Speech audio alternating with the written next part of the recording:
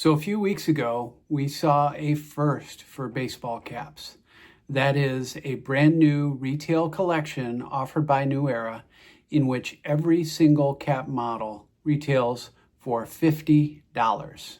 I don't know what drives the premium price tag on these, whether it's the tech material that they're marketing very heavily, or if it's the NFL licensing fees or some other details in the construction. But let's dive into this collection and see what's going on here.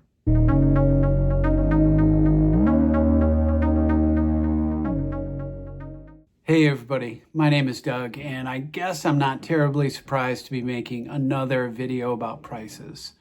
I have made a few of these videos over the years on my channel, and I know we've gotten through some struggles. There was COVID, there was kind of the post-supply chain crisis that we've gotten through in the years after COVID. And now we're kind of living in this era of tariffs again. And so there's lots of volatile elements.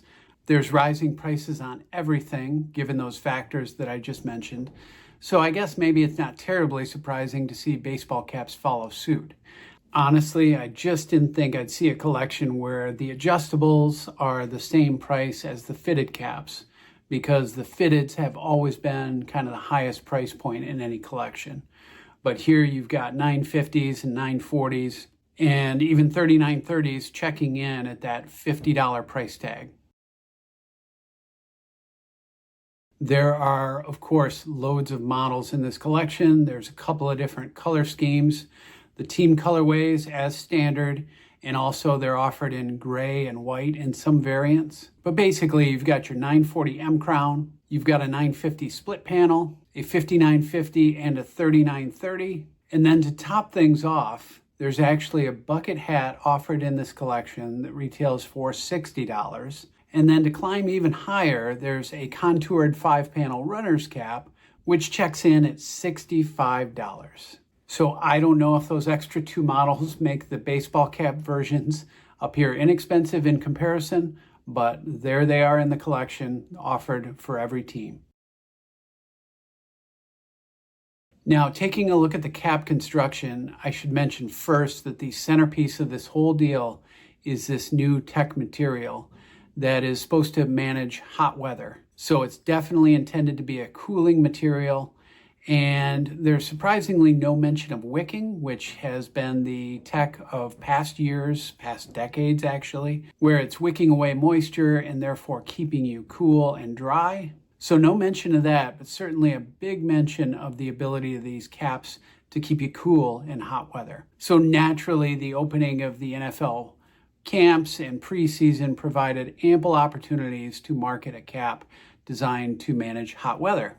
Now, the material is positioned in a certain way, and I will read a direct quote on this from the New Era website. This durable, water-repellent coated Quill Tech fabric is designed for the outdoors, keeping you comfortable for all four quarters. So not only is it a cooling material, but apparently it's also water-repellent. And I don't know about you, but usually I put those two as opposites on the spectrum.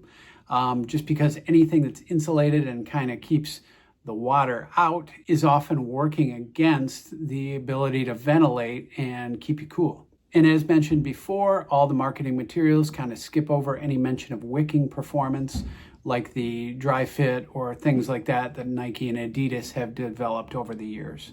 So when it comes to other cap details, I should note that the team badges are basically silicone, and they are stitched onto the front. There is a NFL shield that finds its way onto the back area of different caps. Sometimes it's centered like on the fitted, other times it's offset to one side like on the adjustables. And then with some cap models, you get some different construction details. Of course, with the trucker, it's got a mesh back, but it's a different mesh than I've seen on previous New Era caps. It looks like a little bit nicer construction. And then when you get to the 950 split panel, you get that upper panel above the split, which has got some nice ventilation holes. The 3930 also has some really strange stitching around the visor. And so there's probably a little bit more time went into the construction of these caps for these different details. But I still can't see that adding to the $50 price tag, because New Era has done things like this with different cap models before and not had that kind of upcharge. Now, there is one little nice touch on the undervisor as well. There's a small silicone transfer that has the team colorway, usually in a segmented bar of the team's colors. And then, of course, the New Era flag is on the left-hand wear side, and they do mention something online that it has a more comfortable sweatband, though I've not seen any of the caps to verify how that's delivered. So if you hadn't picked it up from my tone in the early minutes of this video, I'm not very enthusiastic about this collection, and I have no plans to buy any part of it. Once I saw that $50 price tag across the board, I figured there was nothing in this collection for me. Maybe I would pick something up if it survives to a clearance sale in a year or so, but right now I'm not interested in paying that much for a baseball cap, especially one that doesn't really have anything special. This is available for all the teams in all these models, and there's nothing unique about it like I've normally sought out in the fitteds that I buy. Now, I think that the material is probably the strongest justification for the premium price tag that's put on there, because it's clearly the centerpiece of the marketing push, as I mentioned. However, I have been thinking about the current dominance of all things NFL in our sports culture right now. And I guess I can imagine a scenario where the NFL is currently able to command more licensing dollars than any other sport at the moment. And if New Era wants to preserve their same profit margins on these caps, there's a chance that they could be pushing these additional licensing fees or greater licensing fees onto the consumers in the end price of the cap. Even with my 20% discount that many of you probably enjoy as well through a Lids Premium Access Pass, I still have no plans. Even if I were able to get $10 off that $49.99, I'm still not interested in buying these caps just because of the principle of this being a $50 cap across the board.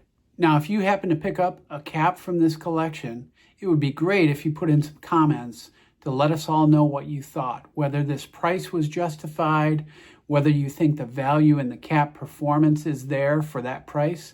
Just let us know what you think. So that's it for now. Kind of a short one, just thinking about prices again and wondering where this might end.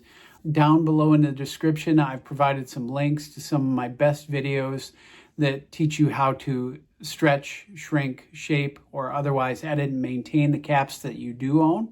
So check those out if you're further interested. And as always, thank you for watching, and we'll see you next time.